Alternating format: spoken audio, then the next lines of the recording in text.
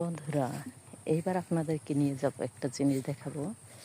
খুবই লোভনীয় একটা জিনিস, যেটা দেখলে ম্যাক্সিমাম মানুষের জিভে জল এসে যাবে।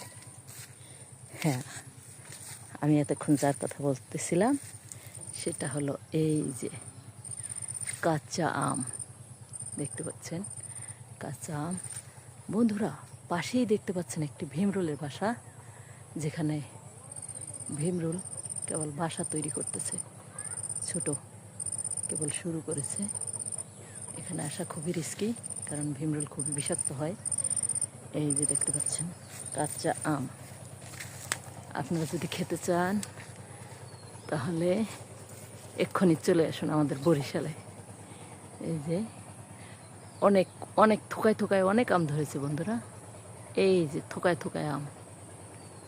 আমার ড্রোন ক্যামেরা নাই বন্ধুরা, মোবাইল থেকে ভিডিও করতেছি, এই জন্য ভিডিওটা অত সুন্দর আসতেছে না। ড্রোন ক্যামেরা দিয়ে ভিডিও করতে পারলে খুব সুন্দর ভিডিও আসতো।